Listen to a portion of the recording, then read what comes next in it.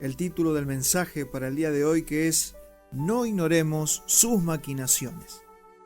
Y una de las estrategias que las tinieblas tienen es hacerle creer a los seres humanos de que ellas no existen. Por eso el apóstol Pablo nos advierte que Satanás no debe ganar ventaja sobre nosotros. En 2 de Corintios 2:11 podemos leer lo siguiente, dice: para que Satanás no gane ventaja alguna sobre vosotros, pues no ignoramos sus maquinaciones. Y cuando hablamos de la palabra maquinaciones, nos referimos a pensamientos, intelecto, disposición y propósito de las tinieblas. Las tinieblas maquinan para detener la edificación de la iglesia. Las tinieblas piensan en una sola cosa: detener la edificación de la iglesia. Ese es el objetivo de las tinieblas. Quieren detener la edificación de la iglesia de Cristo. Esa es la maquinación. Y lo hace con engaño, acusando. Sus maquinaciones son estas, ¿no? Acusando a los escogidos. Él te va a acusar, él va a tratar de acusar tu conciencia. Va a trabajar a través de la culpa. Trabaja también cegando el entendimiento, dice el Evangelio. Ciega el entendimiento de las personas para que no puedan ver el mundo espiritual. También tentando a personas, a los hijos, a través de las tentaciones. Esas son las maquinaciones que Satanás tiene para con nosotros. Estorbando, el apóstol Pablo dice: íbamos a tal lugar y fuimos estorbados por Satanás. Así que no debemos subestimar el mundo espiritual, debemos conocerlo. Jesucristo le quitó el poder de la muerte ahora a Él, porque usted sabe que la muerte es un espíritu. Tanto la muerte como el Hades es un espíritu, no es un lugar, y la muerte es cuando se para el corazón de una persona. Ya lo hemos explicado. Muerte es un espíritu que va a buscar a aquellos que mueren sin Cristo. Entonces, como el Señor venció a la muerte, hoy nosotros podemos ir a la presencia de Dios y tener vida eterna. Y nos vamos a basar en el libro de Esdras y vamos a ir leyendo a continuación desde el capítulo 1, versículo 1 en adelante, porque vamos a tomar ese paralelismo que vemos en el libro de Esdras de cómo Satanás quiere detener, o cómo es el objetivo de las tinieblas de detener la edificación de la iglesia. Vamos a leer en Esdras 1:1. Dice: en el primer año de Ciro, es Ciro el Grande, para los que estudian y les gusta la historia, Ciro el Grande, el primer de los reyes de Persia, dice: para que se cumpliese la palabra de Jehová por boca de Jeremías, despertó Jehová el espíritu de Ciro, rey de Persia, el cual hizo pregonar de palabra y también por escrito por todo su reino, diciendo: así ha dicho Ciro, rey de Persia: Jehová, el Dios de los cielos, me ha dado todos los reinos de la tierra y me ha mandado que le edifique casa en Jerusalén, que está en Judá. Quien haya entre vosotros de su pueblo, sea Dios con él, y suba a Jerusalén, que está en Judá, y edifique la casa de Jehová, Dios de Israel. Él es Dios, y a todo el que haya quedado en cualquier lugar donde more, ayúdenle los hombres de su lugar con plata, oro, bienes y ganados, además de ofrendas voluntarias para la casa de Dios, la cual está en Jerusalén. Desde el primer momento lo que vemos es que Dios despertó el espíritu, el corazón de un hombre que no conoce a Dios. Lo despertó Ciro, rey de Persia. Isaías, hablando de Ciro, el Señor le habla a Ciro y le dice: mi siervo, aunque tú no me conociste, mi siervo eres tú. O sea que Dios puede utilizar a una persona que no lo conoce, puede movilizar a cualquier persona por su propósito eterno. Entonces tenemos que conocer cómo se mueve el mundo, cómo se maneja Dios y cómo Dios opera con nosotros y a favor de nosotros. Entonces se despertó el espíritu del rey de Persia y se puso en movimiento la reedificación del templo en Jerusalén. Usted sabe que Israel había estado 70 años en el cautiverio babilónico. Vinieron los persas, vencieron a los babilonios y toman el imperio de todo el mundo conocido en ese momento. Y a los 2 años de estar reinando Ciro, el Señor despierta su espíritu para que empiece la reconstrucción. Usted sabe que todo en el Antiguo Testamento, lo que es el templo de Jerusalén, Israel, todo es un paralelismo, es una figura y una sombra de lo que es la iglesia bajo el nuevo pacto. Todo eso se escribió para nosotros, que allí nosotros tenemos mucha información y mucho conocimiento para saber cómo Dios se maneja, cómo Dios trabaja con nosotros en el día de hoy. El Antiguo Testamento no es únicamente historia. Allí tenemos mucha información, revelación y sabiduría para nosotros. Voy a leerles Esdras 1:5. Dice: entonces se levantaron. Fíjese, Dios levanta y despierta el espíritu de Ciro, y seguidamente dice: entonces se levantaron los jefes de las casas paternas de Judá y de Benjamín, y los sacerdotes y levitas, todos aquellos cuyo espíritu despertó Dios, para subir a edificar la casa de Jehová, la cual está en Jerusalén. Amados, acá dice que también el Señor despertó el espíritu de los jefes de casas paternas. Esa es mi oración en este tiempo, que el Señor despierte a los varones, a los jefes de las casas paternas, a cada uno de nosotros, varones responsables de nuestro hogar, que estemos alineados con el propósito eterno, que no estemos perdidos o distraídos. Porque no voy a decir que trabajar es perder el tiempo. Lo que estoy diciendo es que trabajar puede ser la distracción en la que nosotros podemos perder. Claro que hay que trabajar, claro que hay que hacer todo lo que tenemos que hacer. El problema es la distracción. Ya le adelanté cuál es una de las maquinaciones más importantes que tienen las tinieblas. Es la distracción.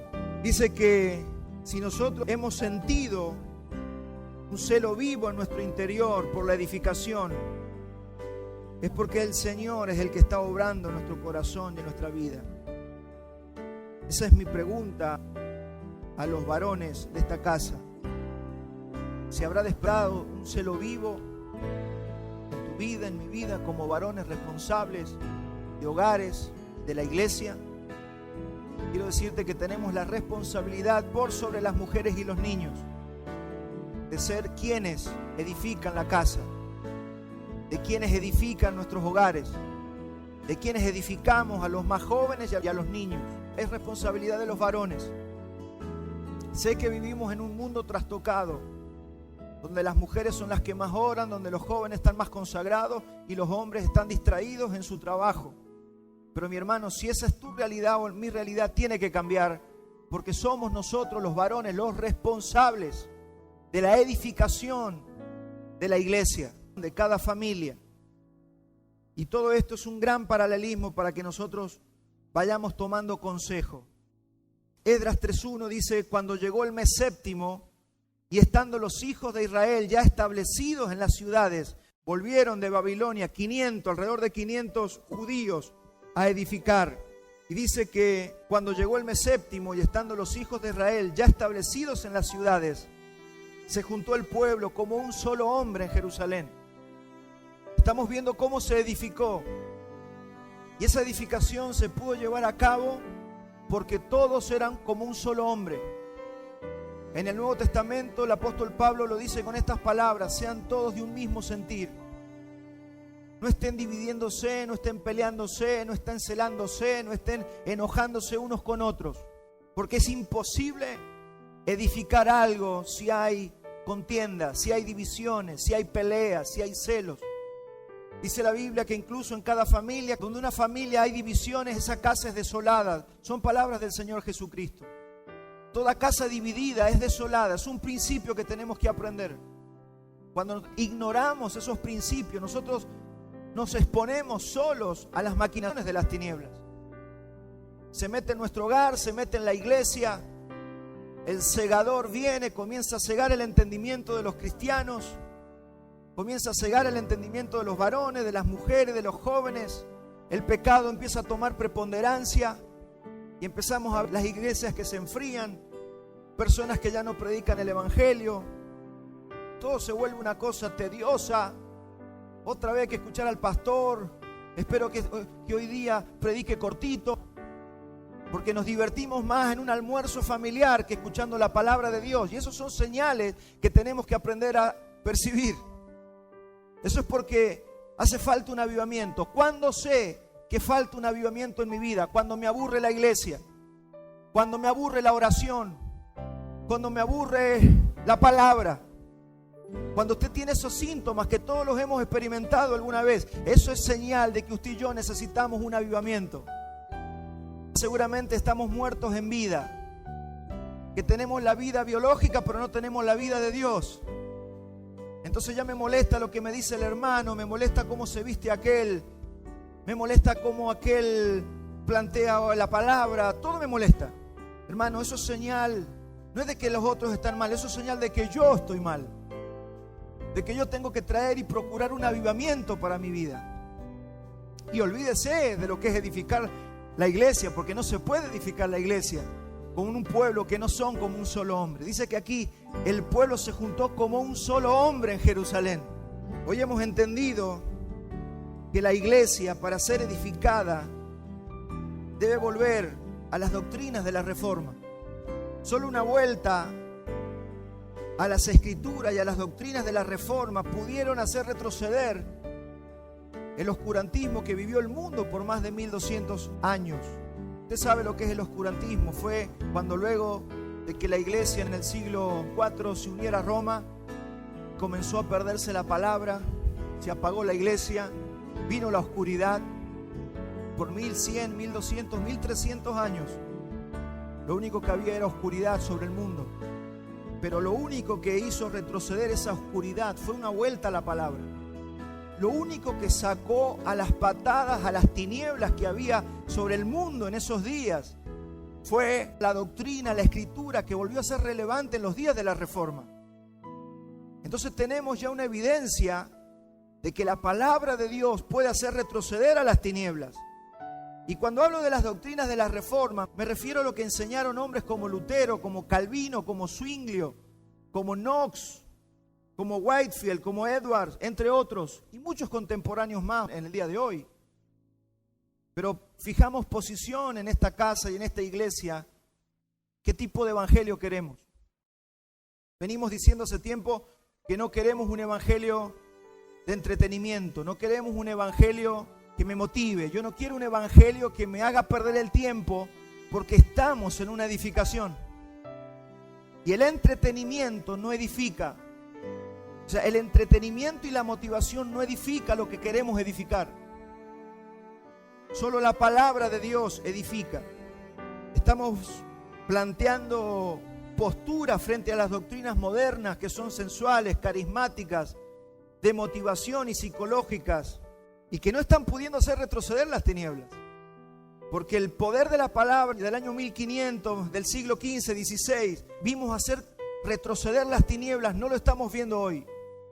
Es una realidad mundial de qué es lo que tenemos que hacer para que las maquinaciones de las tinieblas no ganen terreno sobre nosotros y podamos edificar lo que fuimos enviados a edificar.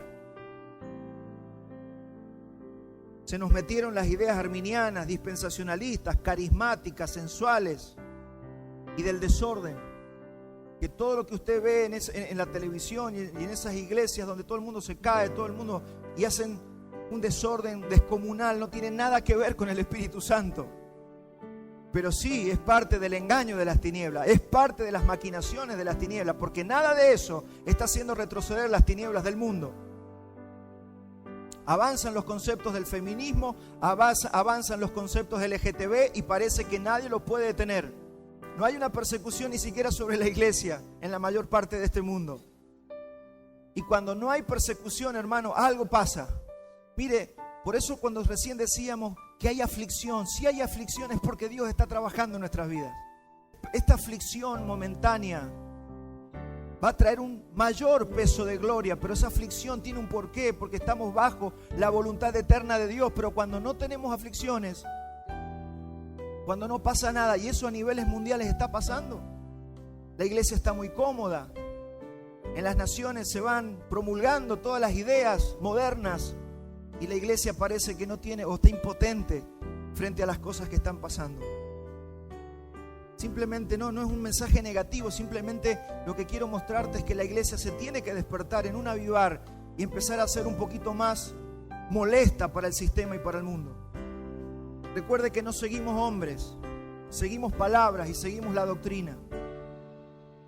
No estamos buscando el gran Mesías, el gran líder que nos va a salvar, el gran pastor que tiene una gran predicación. No estamos buscando eso. Lo que hace retroceder las tinieblas es la palabra de Dios, es la doctrina entendida por toda la iglesia. Es por eso que es importante que usted entienda este mensaje, porque el que tiene que conocer la palabra es usted, y el que tiene que profundizar es usted, y el que tiene que conocer más es usted. Israel con 500 judíos ya está en Jerusalén para edificar la ciudad, el muro y el templo. Ese era el desafío: edificar la ciudad, el muro y el templo. Todo fue quemado, todo fue destruido por Babilonia cuando vino. Y ahora, por la gracia de Dios y porque Dios despertó el espíritu de Ciro, le permitió a los judíos comenzar a volver para edificar la ciudad, el muro y el templo. Y cuando llegan estos 500 judíos que vinieron en tres oleadas, este primer grupo que viene con Zorobabel, llegan a Jerusalén y lo primero que hacen, Esdras 3:2, fíjese lo primero que hicieron en el momento de edificar. Entonces dice: se levantaron Jesúa, hijo de Josadac, y sus hermanos, los sacerdotes, y Zorobabel, hijo de Salatiel, y sus hermanos, y edificaron el altar del Dios de Israel. Eso fue lo primero que se edificó. No se pusieron a hacer las murallas, no se pusieron a levantar el templo. Lo primero que edificaron fue el altar del Dios de Israel, para ofrecer sobre él holocaustos, como está escrito en la ley de Moisés, varón de Dios. Pasemos esto por la cruz, traigámoslo para nosotros en el día de hoy. ¿Qué es lo primero que usted y yo, si vamos a edificar el cuerpo de Cristo, si vamos a edificar la iglesia, ser colaboradores del Señor en la edificación de la iglesia? ¿Qué es lo primero que tenemos que restaurar? Es el altar del holocausto. Es una sombra. Esto es tanto individual como colectivo. Lo primero que se tiene que restaurar para que Dios vuelva a aparecer en escena es nuestro altar de oración, donde hay cristianos que no oran, donde hay cristianos que no conocen la palabra. Hermanos, es imposible edificar algo. Cuando los cristianos estamos distraídos en el trabajo, en el fútbol, en Netflix, estamos distraídos en el deporte, hermanos, es imposible que nosotros edifiquemos algo. En nuestro altar de oración, en esta mañana cada uno de nosotros debiéramos ver, dije que era tanto individual como colectivo, cómo está ese altar. ¿Está edificado o está derribado? Oro cada tanto, oro cuando me acuerdo, oro cuando no estoy cansado. No, dice que cuando restauraron el altar del holocausto comenzaron a hacer los sacrificios de la mañana y de la tarde. Era sistemático. No era, bueno, hoy día hace mucho que no hacemos un holocausto. Y se juntaban los judíos y de paso nos comemos un asadito. No decían eso. Dice: conforme escribió Moisés, varón de Dios. Es la restauración de la alabanza, de la oración y la comunión con el Señor. Es el altar del sacrificio el que nos habla de arrepentimiento, que es restaurar el altar del holocausto, es restaurar el arrepentimiento en nuestras vidas. Es comenzar a orar para que el Señor nos redarguya de pecado y por su bondad nos guíe al arrepentimiento, porque usted solito, usted solita no se puede arrepentir. Si nosotros nos pudiéramos arrepentir cuando nosotros queremos, sería re fácil. Dice el apóstol Pablo: o ignoráis la bondad de Dios, que es la que te guía al arrepentimiento. Por eso la gente que dice: bueno, ahora peco y después me arrepiento, está jugando con fuego. Usted no sabe si se va a poder arrepentir, porque el que te da espíritu de arrepentimiento es el Señor. Muchos juegan con el pecado y después creen que se pueden arrepentir y quedan, ¿sabe qué? ¿Cuántos han pescado alguna vez y han visto cómo el anzuelo se mete en la boca del pez? Así como ese anzuelo engancha la boca y después es imposible sacar ese anzuelo sin que la boca del pez se rompa. Eso es el pecado. El pecado produce muerte, el pecado produce tristeza, aflicciones innecesarias. El pecado vino para lo que vino Satanás, a robar, a matar y a destruir.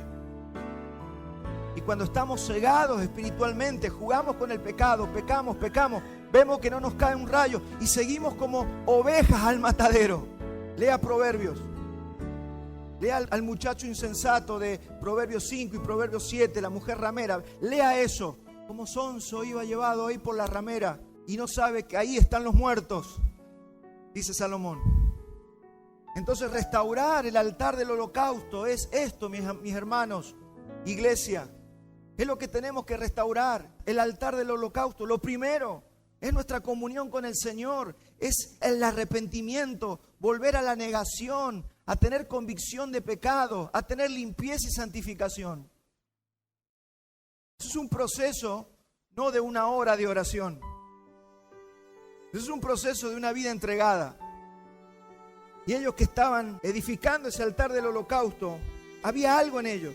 Estaban edificando el altar, pero dice Esdras que ellos tenían miedo de los pueblos que estaban alrededor. Ahora, me gusta y me llama la atención de que con miedo a los otros pueblos hubieran hecho primero las murallas. No hicieron las murallas, no hicieron el templo, levantaron el altar del holocausto. Esdras 3:3, y colocaron el altar sobre su base porque tenían miedo de los pueblos de las tierras. Acá hay sabiduría. Antes de comprarte la alarma para tu casa, empieza a orar. Empieza a restaurar comunión con el Señor. Empieza a arrepentirte de tus pecados. Empieza a pedirle al Señor que incline tu corazón hacia el arrepentimiento, porque usted no puede arrepentirse por usted mismo. Es el Espíritu de Dios el que redarguye de pecado, de justicia y de juicio. ¿Cuántos han sentido miedo en este tiempo? ¿Cuántos han tenido miedo a cómo está el país, a cómo está la economía, a cómo está la inflación?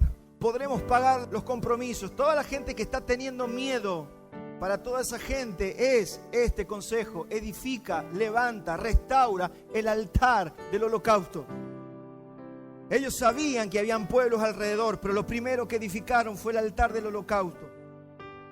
Esto trayéndolo al nuevo pacto, el apóstol Pablo nos dice que tenemos adversarios, como leímos al principio y lo vuelvo a leer ahora en 2 Corintios 2:11, para que Satanás no gane ventaja alguna sobre vosotros, pues no ignoramos sus maquinaciones. Los hebreos no ignoraban las maquinaciones de los pueblos enemigos. Y 2 años después, fíjese, levantaron el altar mientras ellos se iban estableciendo en sus tiendas, pero levantaron y restauraron el altar del holocausto. Pasaron 2 años. 2 años pasaron allí orando, haciendo sacrificio, buscando al Señor. El Señor tiene que haber hecho una obra en cada uno de ellos. Y algo que fue restaurado en esos días también fue la alabanza. Fíjese lo que dice Esdras 3:10. Y cuando los albañiles del templo de Jehová echaban los cimientos, ahora empezaron a edificar ya las paredes. Dice, pusieron a los sacerdotes vestidos de sus ropas y con trompetas, y a los levitas, hijos de Asaf, con címbalos, para que alabasen a Jehová según la ordenanza de David, rey de Israel.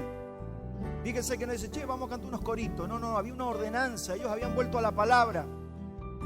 David había dejado expreso cómo tenían que edificar, cómo tenía que ser el altar, cómo tenía que levantarse el templo. Todo está escrito, hermano. Nosotros no tenemos nada que inventar. Cuando andamos inventando es porque no conocemos. Nos va a pasar como a David. Ya decía cómo había que transportar el arca. Ellos quisieron en un carro con vaca. Por eso se muere Usías, por eso todo sale mal. El arca se llevaba con sacerdotes. Tenía unos anillos para poner un barral, un palo allí y llevarla y no tocarla. El Señor lo había dicho, estaba en la Biblia. Ellos quisieron hacer como quisieron. Muchas veces nos pasa a nosotros eso. Queremos vivir la vida cristiana como se nos da la gana a nosotros. No, yo lo voy a hacer así. Yo me voy a congregar de esta manera. A mí no me importa lo que diga el pastor. Lo que dice el pastor es una sugerencia. Y así vivimos, tomamos todo de una manera totalmente liviana y tenemos lo que tenemos, los resultados. Entonces, ¿los resultados cuál es? Muerte. Ahí aparecen los buenistas. Malo Dios, ¿cómo lo va a matar ese muchacho si estaba... Lo único que quiso era que no se cayera el arca? ¿Usted piensa que estaba más santificada la mano de este hombre que el barro? El barro y el agua estaban más limpios que la mano de ese hombre. Por eso el Señor dijo, no toquen el arca.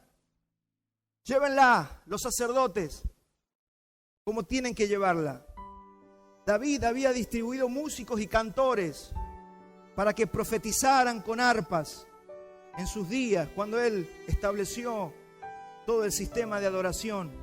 Ahora, el gran problema es cuando leemos estas cosas y las queremos hacer bajo el nuevo pacto. No, hay que pasarlas por la cruz, hay que traerlas al nuevo pacto en el que estamos. ¿Qué significa profetizar? Vino a ser una predominante manifestación del Espíritu bajo el nuevo pacto. Ahora profetizar, nosotros profetizamos, claro que sí, no como andan algunos ahí adivinándole la vida a la gente. Eso no es profetizar, mi hermano. Hay mucha gente en las iglesias, hoy la costumbre es profetizarte. Dios te va a dar la casa, Dios te va a dar el autito, Dios te va a dar una novia, Dios te va a dar esto. Y anda la gente así profetizando. Dios te llama para esto, Dios tiene algo grande para ti. Hermano, empecemos a limpiar nuestra mente, porque yo sé que muchos acá han andado por muchas iglesias y han escuchado muchas cosas.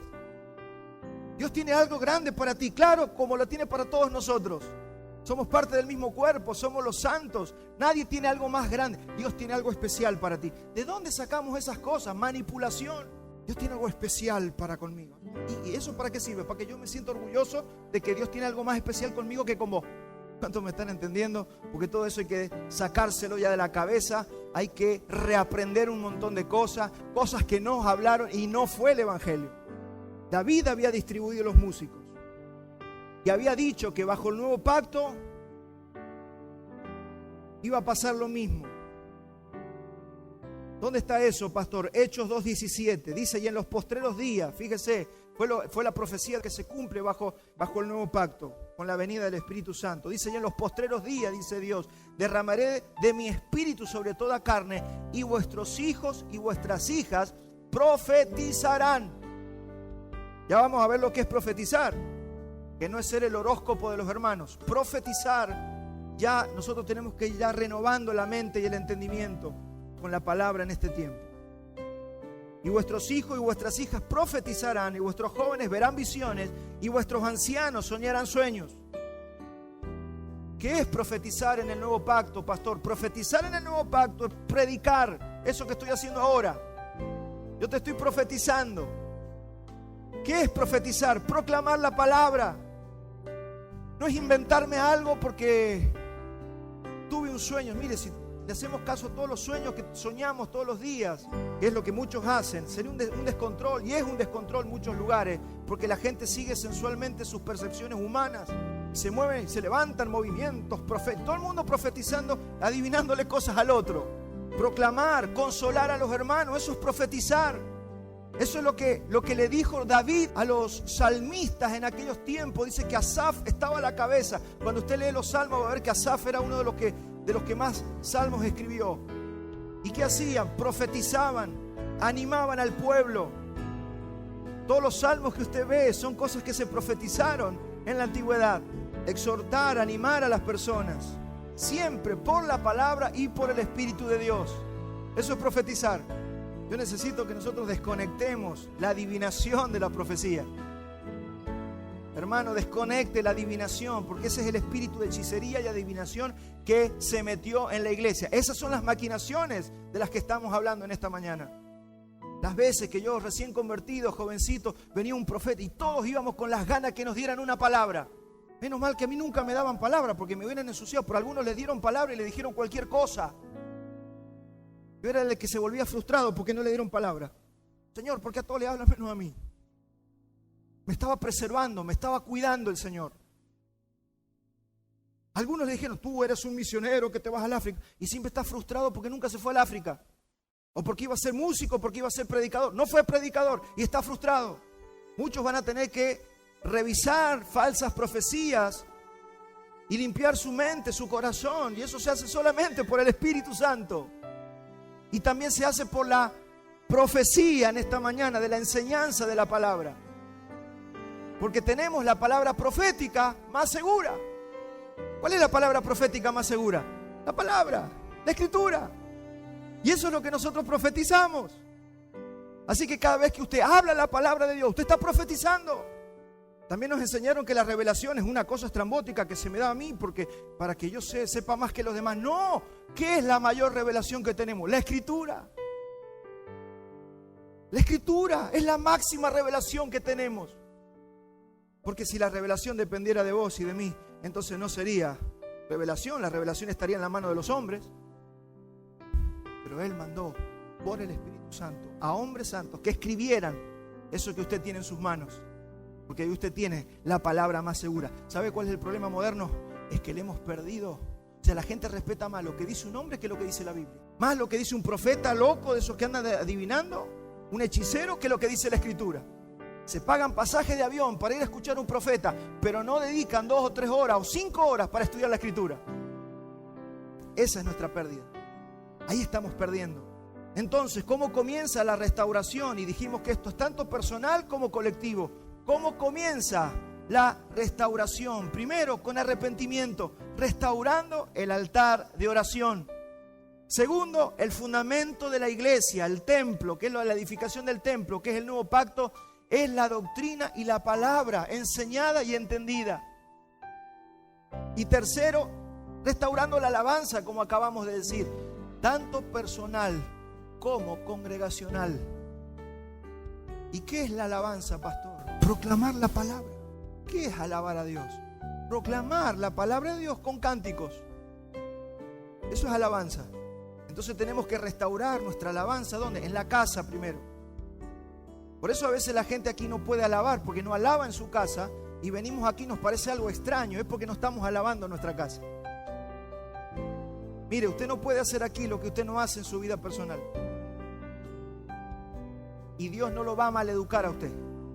Si usted no ora en su casa, usted acá no va a tener ganas de orar. Si usted no se concentra en la palabra en su casa, usted acá no se va a poder concentrar con la palabra. ¿Cómo yo sé que una persona no lee la palabra en su casa? Porque se aburre con la predicación del Evangelio. Una persona aburrida con la predicación del Evangelio de un día domingo porque no lo hace en su casa. Vamos a Esdras 3:11. Y cantaban, alabando y dando gracias a Jehová y diciendo, porque Él es bueno, porque para siempre su misericordia sobre Israel. Y todo el pueblo aclamaba con gran júbilo, alabando a Jehová, porque se echaban los cimientos de la casa de Jehová. Se empezó a edificar el templo. Primero se restauró el altar del holocausto y ahora se empezó a restaurar el templo. Y muchos de los sacerdotes, de los levitas y de los jefes de las casas paternas, ancianos que habían visto la casa primera, mire, habían estado 70, estos hombres tienen que haber tenido 80 o 90 o más años, porque habían visto el otro templo antes de ser destruido.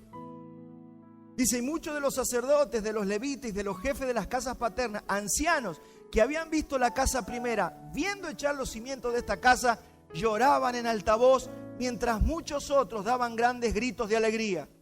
Eso comienza a pasar cuando vemos la iglesia ser edificada. No hay nada de mayor gozo para nosotros que verlo a cualquiera de ustedes amando al Señor. Mire, usted nos quiere hacer feliz, ame al Señor. Sea edificado en Cristo. Lo que más nos alegra a los que queremos edificar, como a usted también, porque acá lo único que edifican no son los pastores. Acá edificamos todos. Nos edificamos nosotros y edificamos a otros. Así que cuando usted a su discípulo o usted ve a su hermano que va creciendo, que está fuerte en el Señor, eso es un gozo. Y usted clama como los ancianos, de alegría y de felicidad. Y si no, le pasa también, como dijo el apóstol Pablo, dolores de partos. Dolores de parto mientras Cristo se va formando en la gente, porque usted los ve un día bien, le parece que viene bien y ya se le cayó de vuelta y ya está otra vez que levantarlo. Y así a veces, hermanos, que provocamos, todos hemos provocado dolor a otro alguna vez. Pero usted tiene que saber que alguien se duele, alguien sufre por usted y está bien que suframos por otros. Si usted ve a su hermano al lado, el que se sienta al lado suyo, usted lo ve mal y usted no se duele, usted necesita restaurar el altar del holocausto. Si usted no sufre, dice el apóstol Pablo, ¿quién enferma y yo no enfermo? Entonces sufrimos. La primera señal de que a usted le importa lo que le pasa al hermano es que usted ora por el hermano. ¿Cuánto hace que no oras por otro o solamente oras por tu vida? Es porque te estás apagando. Necesitas levantar el altar del holocausto, individual y como iglesia. ¿Qué hacemos? Mire, Empecemos a proclamar en nuestra casa la palabra en alta voz. Cante en su casa la palabra de Dios. Alabe al Señor. Muchas veces se ha bastardeado la alabanza. Pero miren, toda la Biblia usted va a ver que en la alabanza, dice Dios habita en la alabanza de su pueblo. Dice, no habrá para que peleen, porque vuestro santo Dios por vosotros peleará, pues la batalla es del Señor. Pasa que hay tanto orgullo en nosotros que a veces creemos que somos nosotros los que hacemos que Dios haga las cosas. Señor hace esto, Señor hace aquello, Señor esto, Señor el otro. No, no es así, es cantando, es alabando, es restaurando, es arrepintiéndonos de nuestros pecados. Usted y yo arrepintámonos de nuestros pecados, pidámosle al Señor que nos redarguya y vamos a ver lo que queremos ver. Pero si no hay eso, no hay lo otro. Orando en todo tiempo. Tome tiempo para arrepentirse, mi hermano. Que las cosas que pasan cuando estamos endurecidos es que vemos siempre el pecado de los otros, pero nunca vemos el nuestro. Siempre vemos el pecado de los otros, nunca vemos el nuestro. O andamos heridos con todo el mundo, o todo el mundo me está haciendo daño. Mano, ahí está el problema. Esas son las señales de que el altar está derribado. Eso es señal de que tiene que venir la muerte, tiene que venir la negación, porque ese altar del holocausto también simboliza la cruz. Usted sabe que para entrar al templo en Jerusalén había que pasar por el altar y hacer el sacrificio. Ahí está el sacrificio. Ahí está lo que Jesús dijo: el que quiere venir en pos de mí, tome su cruz, niéguese a sí mismo y sígame. Hasta que un día aparecen los adversarios, porque los adversarios van a aparecer. Y aparecieron. Ellos sabían que habían pueblos alrededor. Ellos sabían que tenían que restaurar el altar porque había pueblos que los iban a atacar. Ellos no desconocían las maquinaciones del enemigo. Y usted personalmente y como iglesia no debemos desconocer las maquinaciones del enemigo. ¿Por qué? Porque siempre que vamos a edificar lo que Dios edifica, los adversarios van a venir. Es imposible que no vengan. Usted quiere levantar una iglesia en santidad, los adversarios van a venir. Usted quiere tener una vida en santidad personal, en victoria, los enemigos van a venir. Van a venir. Y Pablo lo advirtió. 2 de Corintios 11, 13 al 14. Porque estos son falsos apóstoles, obreros fraudulentos, que se disfrazan como apóstoles de Cristo. Y no es maravilla, porque el mismo Satanás se disfraza de ángel de luz.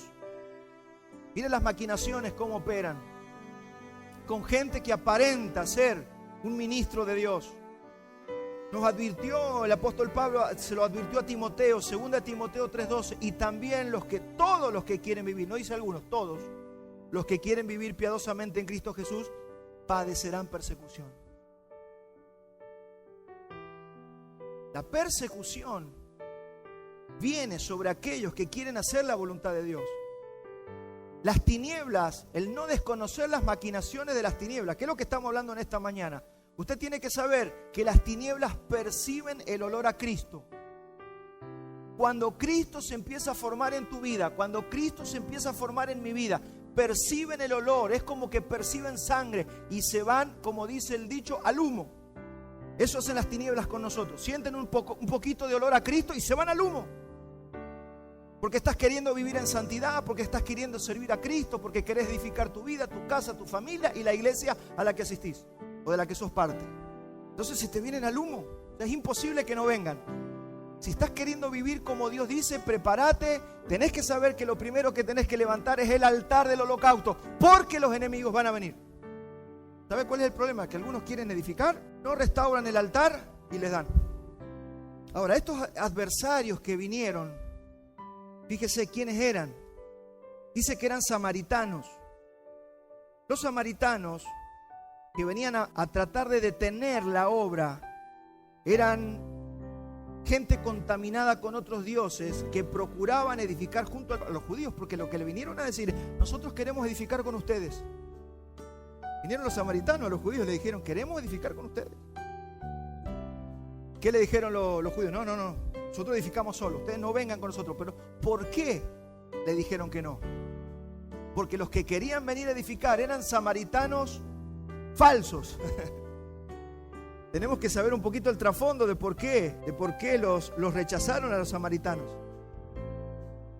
Siempre el mayor ataque a la iglesia va a venir desde adentro. Eran supuestamente israelitas, gente de la misma nación, pero usted sabe que los del norte habían sido llevados a Siria. Se los habían llevado los asirios, a los del sur se los llevaron los babilonios. Los que habían vuelto eran los babilonios y habían quedado un poquito ahí de los samaritanos, que también, fíjese la estrategia, ya lo vamos a leer, cómo hicieron. Mire, acá está la explicación de por qué los judíos no quisieron que los samaritanos vinieran, porque esos samaritanos ni siquiera, muchos de ellos eran israelitas. Vamos a 2 de Reyes 17:24. Dice: y trajo el rey de Asiria gente de Babilonia, de Cuta, de Aba, de Amat y de Sefarbaín, y los puso en las ciudades de Samaria en lugar de los hijos de Israel. Fíjese la estrategia. El rey de Asiria trajo gente de otras naciones y los puso allí en Samaria. O sea que esos que estaban allí ni siquiera eran samaritanos verdaderos. Dice, en lugar de los hijos de Israel, y poseyeron a Samaria y habitaron en sus ciudades. O sea, esta gente que vino tenía otros dioses. Fíjese, los samaritanos tenían a Jehová como uno de sus dioses, pero tenían otros dioses más. Y otra cosa que tenían los samaritanos es que no reconocían los escritos de Moisés, no reconocían las escrituras. Así que era imposible que edificaran con nosotros. O sea, imposible, decían los judíos, no van a edificar con nosotros. Y ahí se arma. Que le mandan una carta a Ciro: che, mira, estos quieren edificar y se van a rebelar y no van a pagar más. Eso no le llenan la cabeza al rey. Y el rey, como ya había cambiado otro rey, mandó a parar toda la obra. Fíjese cómo operan las maquinaciones del enemigo. El objetivo, ¿cuál era? Era socavar la fe desde adentro. Era socavar la fe desde adentro. Amados, los peores ataques sobre la iglesia no van a venir desde afuera, van a venir desde adentro. De gente que se puede mover entre nosotros, chismoseando, hablando mal de otros, trayendo divisiones y contiendas.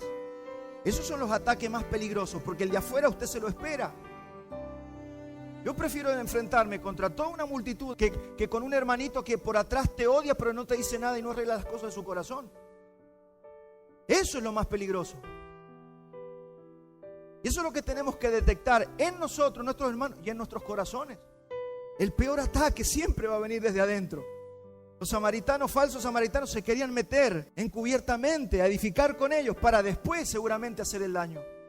La Biblia advierte que Satanás tratará de tergiversar la doctrina y la palabra de Dios y arruinar espiritualmente a los escogidos. Ese es el objetivo. ¿Sabe qué nos pasó como iglesia? Se nos metieron falsas doctrinas. Las ideas de la reforma que echaron a las patadas a las tinieblas del oscurantismo fueron dejadas de lado a partir de 1820. Empezaron nuevas doctrinas. Empezamos a traer las doctrinas de que ya, bueno, la salvación se pierde y ahora viri y nos caemos al piso y la risa santa y dar vuelta como pavos. Todo eso se metió a la iglesia. ¿Se da cuenta que el problema viene desde adentro? El mundo ve eso y dice: estos son unos locos, no te quieren ni escuchar ahora. Por eso prefiero 1000 veces la palabra de la reforma. Era dura, era fuerte, era doctrina, no era emocionante, pero sacaba a las tinieblas a las patadas. Hoy es universalismo. Hoy Dios los ama a todos, el Dios inclusivo. Esta es la onda inclusiva. Cuando las doctrinas de la reforma te dicen que la expiación es limitada. Ahora, todos tomamos una postura sin haber profundizado en las doctrinas. No, yo no estoy de acuerdo con eso, pastor, porque Dios dice en un versículo. Sí, pero eso es un versículo, pero tenés una evidencia de un 80% de la Biblia que te dice lo contrario. Jesús nos advirtió en Mateo 24:24, porque se levantarán falsos cristos. ¿Sabe qué significa eso? Falsos ungidos. No touch me. ¿Cuántos han visto esos predicos? No me toquen, estoy ungido. No touch me. Y tienen 2 guardaespaldas. Claro, uno es inmaduro y dice: oh, el varón de Dios. Todo lo demás lo ojerido. No, hermano, ¿quién te enseñó? ¿Quién nos enseñó eso? Todas las falsas doctrinas que se metieron desde adentro de la iglesia. Se levantarán falsos cristos, dijo el Señor, y falsos profetas, y harán grandes señales. No, pero vos no sabés cómo alarga piernas y ni siquiera lo vieron en vivo y en directo, lo vieron por YouTube. ¡Qué tremendo! De tal manera que engañarán, si fuere posible, aún a los escogidos. Hechos 20:29, porque yo sé que después de mi partida entrarán en medio de vosotros lobos rapaces, que no perdonarán al rebaño, y de vosotros mismos se levantarán hombres que hablen cosas perversas para arrastrar tras sí a los discípulos. Por tanto, velad, acordándoos que por 3 años de noche y de día no he cesado de amonestar con lágrimas a cada uno. Pastor, lo que pasa es que esos mensajes que usted predica son ya duros, mucho del pecado, hermano. ¿De qué quiere que hablemos?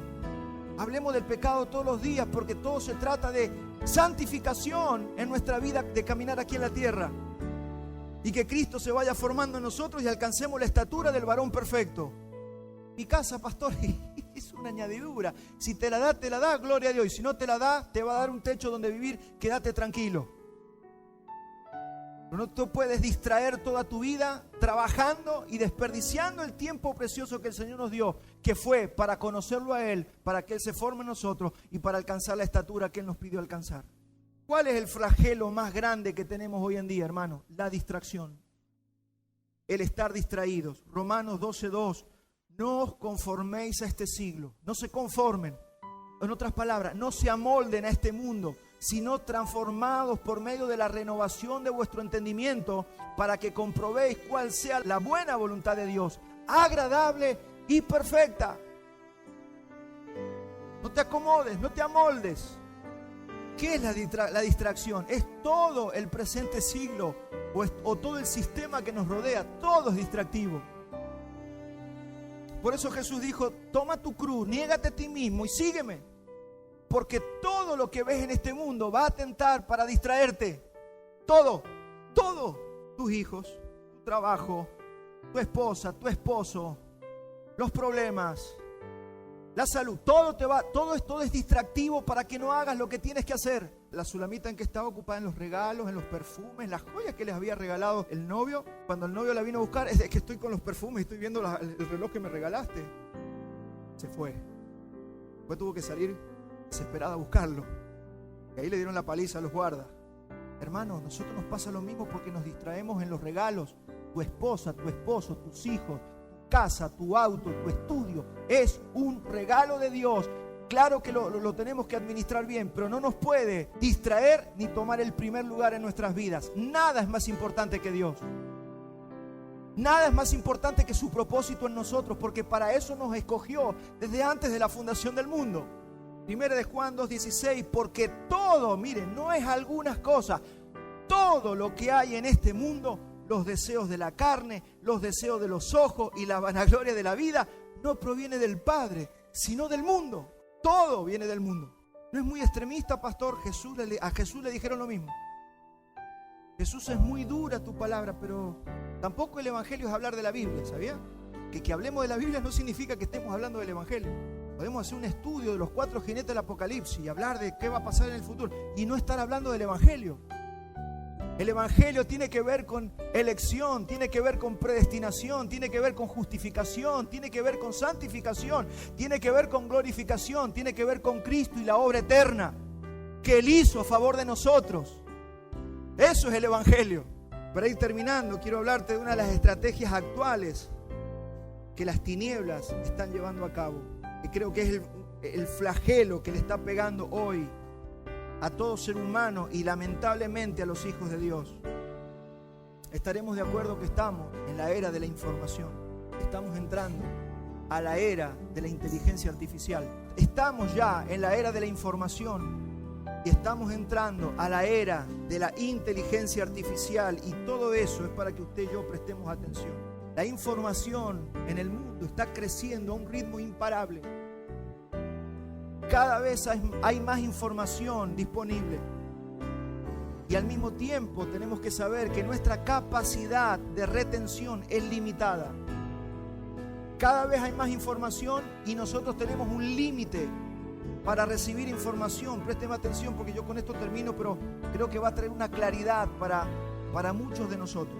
Ninguno de nosotros puede procesar toda la información que queremos. Ninguno de nosotros. Usted tiene que ser humilde, y yo también, y decir: no toda la información que hoy está en el mundo la puedo procesar.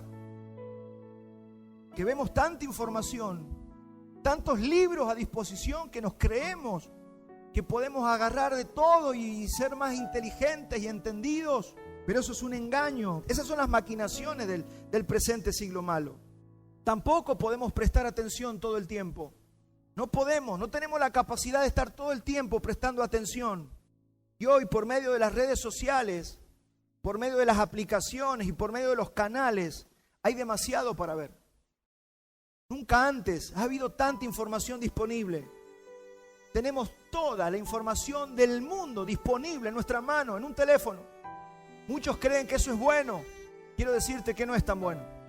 Otros que son más moderados, bueno, pero hay que administrarlo bien. Mire, ¿sabe qué eran las ideas de la reforma? De ser taxativos. En algunos puntos, en algunos casos, ser extremistas. Ya me va a entender por qué le digo esto. En un teléfono tenemos todo a la mano. Hay tanta información que nos interesa, porque verdaderamente es todo, muchas cosas son interesantes. No sé si todo, pero muchas cosas son interesantes. Todas las cosas que vemos nos enseñan algo. Y es tanta la información que cada vez es más el tiempo que le dedicamos a la información.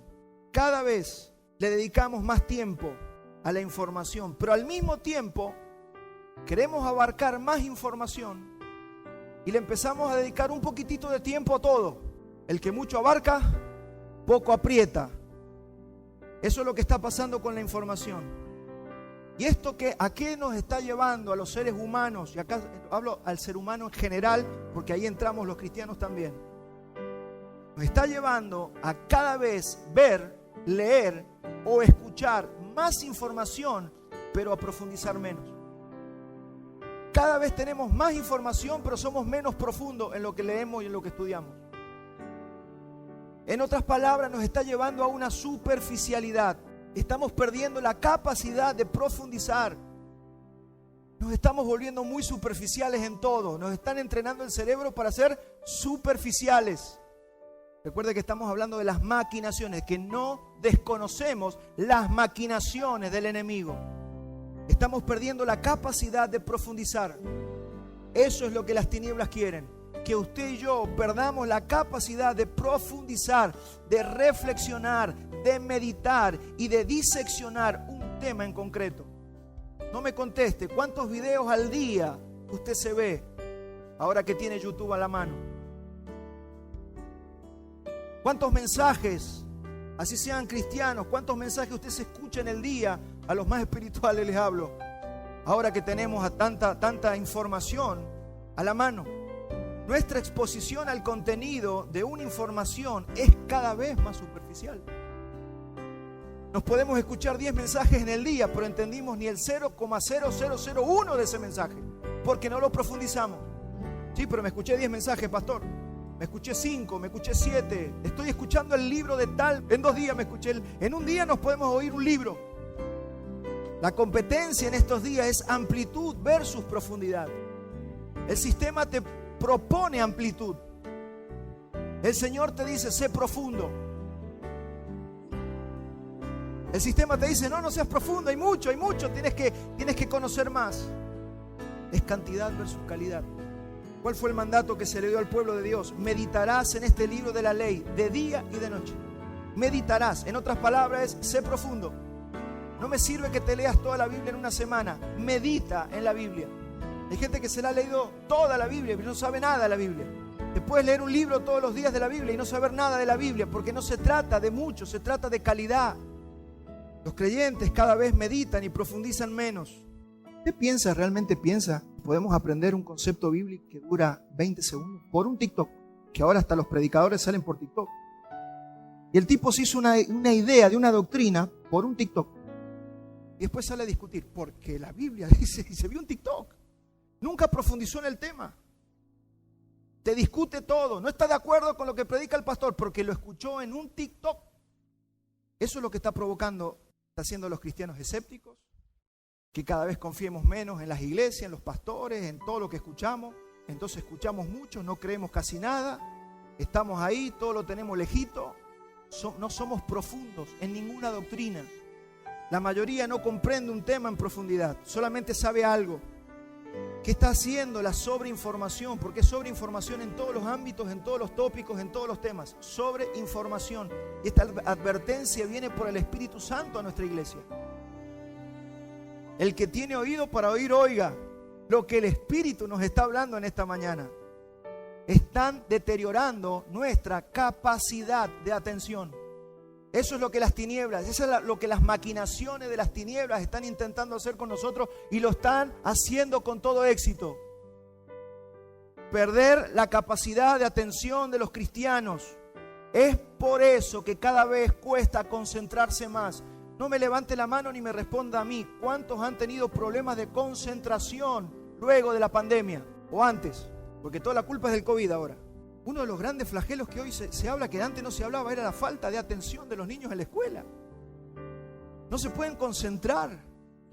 Los cristianos no se pueden concentrar en una predicación en las iglesias. Se te duermen, están mirando la mosca que vuela. No pueden, han perdido capacidad de concentración. El objetivo de tanta información es robarte la concentración. Cuando entiendas este mensaje, le vas a agarrar bronca a todo lo que se mueva en la red. Y vas a poder discernir y tamizar qué cosas recibir y qué cosas no recibir. En qué hora recibir y en qué hora no recibir. Porque las tinieblas han apuntado los cañones sobre la humanidad, pero como dije durante la pandemia, específicamente los cañones apuntan a la iglesia. Es dañar el cerebro humano, se está dañando el cerebro humano. Y los síntomas, ¿sabe cuáles son? Porque lo hemos visto crecer en las iglesias y entre los cristianos. Depresión, vacío interior, irritabilidad y ansiedad. Como nunca antes. Antes los que estaban depresivos eran los que estaban fuera de la iglesia. Adentro de las iglesias la gente llena de gozo. Ahora se ha metido dentro de las congregaciones. La depresión, el vacío interior, la irritabilidad, todo me molesta. Ansiedad. Estamos viendo una iglesia cada vez más superficial y cada vez más sensual. Y eso no es casualidad. ¿Por qué nos quejamos del mensaje que hay hoy en el mundo?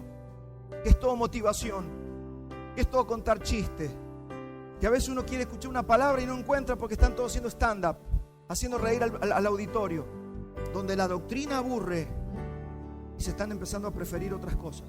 Hablo con pastores, hablo con hermanos de otras iglesias. ¿Sabe lo que cuesta producir doctrina en las iglesias hoy en día?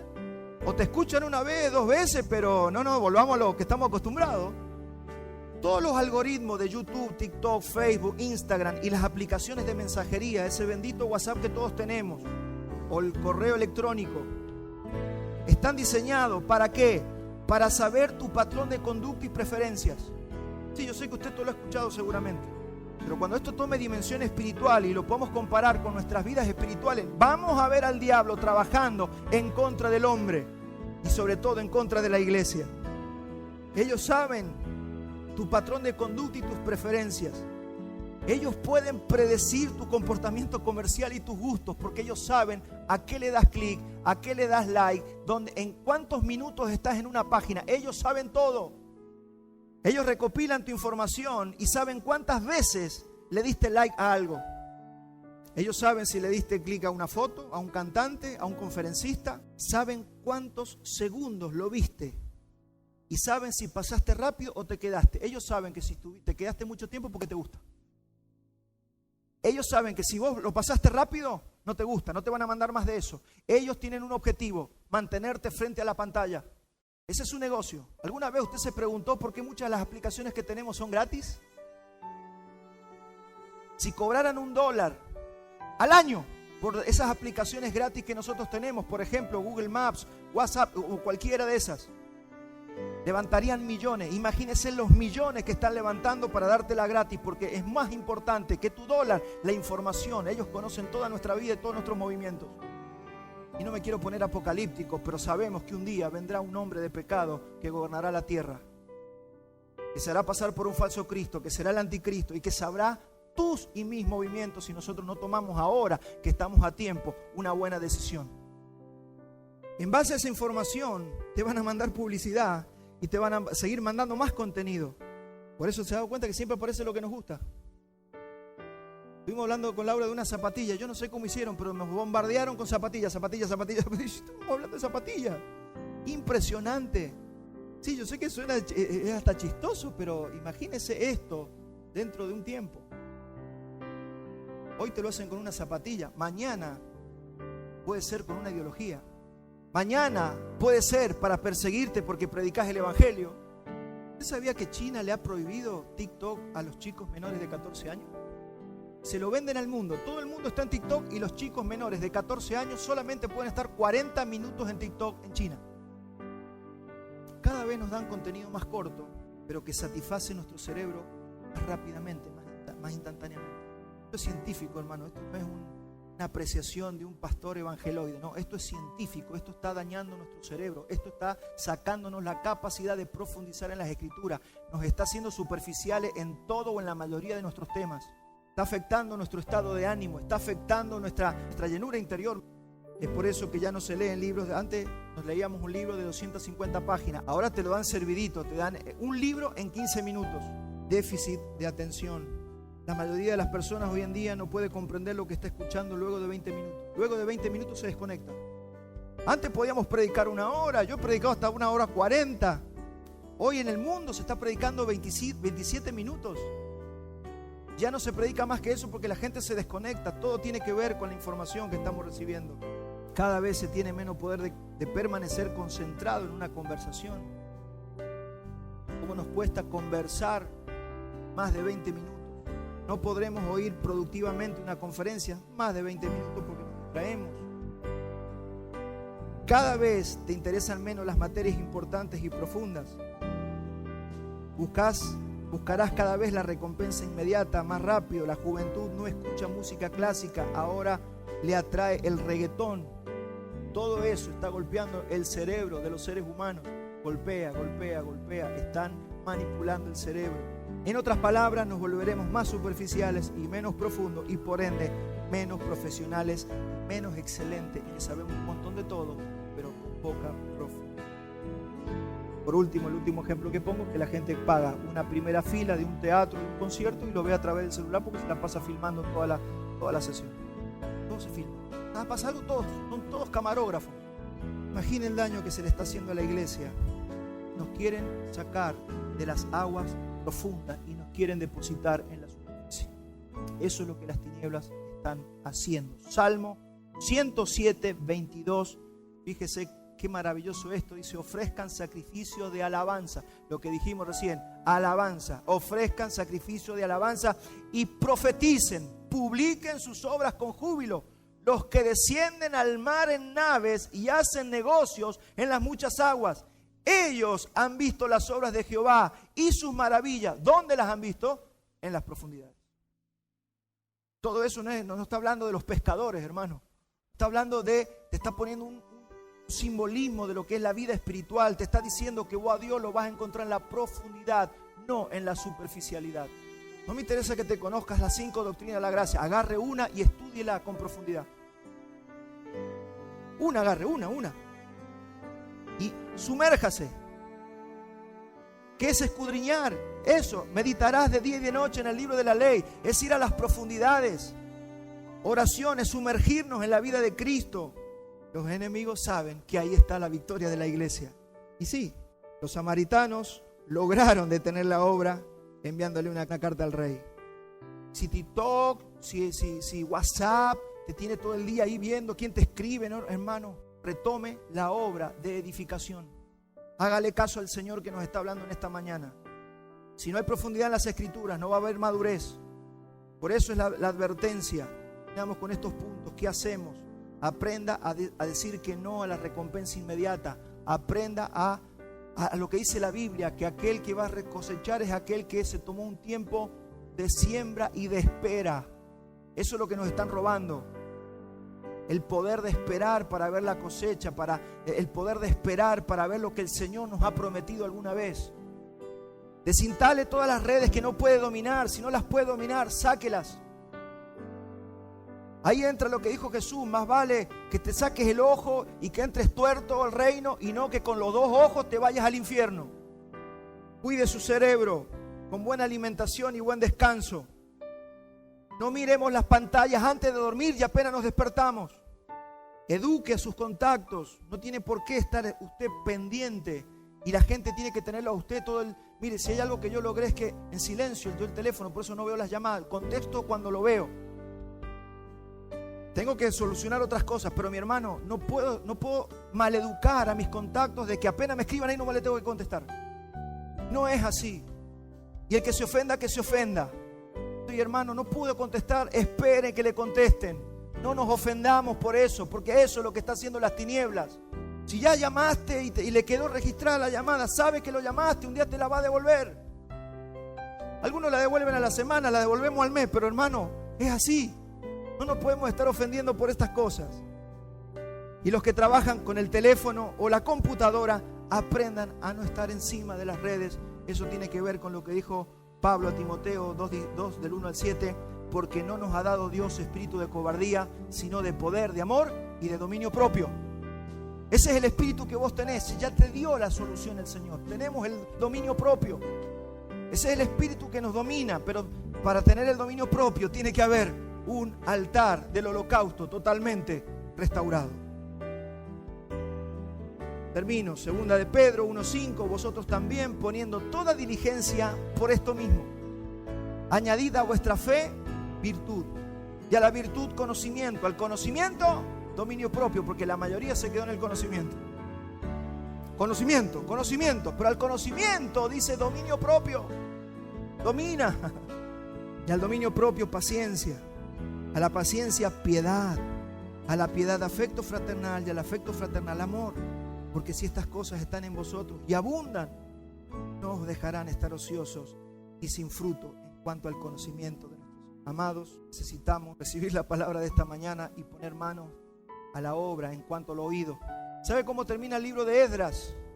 Empiezan a ver en la Biblia y vienen los líderes y dicen, pero se han casado con mujeres de otros lugares. Eso está prohibido en la ley.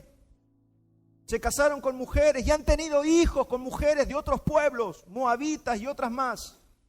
¿Sabe qué hicieron los líderes? Por doloroso que fue, denle carta de repudio a esas mujeres, sáquenlas de sus vidas y saquen a esos hijos también.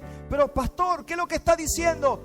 Dios había dicho que no se unieran con mujeres, que fue lo mismo que hizo caer el corazón de Salomón y distorsionó el corazón y trajo el dolor que trajo sobre Israel.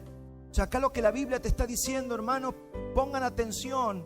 Y no importa lo doloroso que sea sacarte un Facebook, si no lo puedes dominar, sacarte o silenciar el teléfono o empezar a cuidar tu cerebro. No importa lo incómodo y doloroso que sea, tienes que hacerlo, porque si no eso va a provocar muerte espiritual en tu vida. Eso es lo que nos está diciendo. Creo que el mensaje ha llegado, ¿verdad? Creo que la palabra ha venido para exhortarnos en esta mañana, ha venido a profetizarnos y ha venido a traer vida, porque esto es vida, mi hermano. El mundo no sé si va a tener, mire, y si el mundo se da cuenta, no sé si va a tener el dominio propio, porque el dominio propio es un espíritu que nos da el Señor. Así que usted y yo tenemos la victoria asegurada. Vamos a terminar orando, pero vamos a terminar también celebrando la victoria.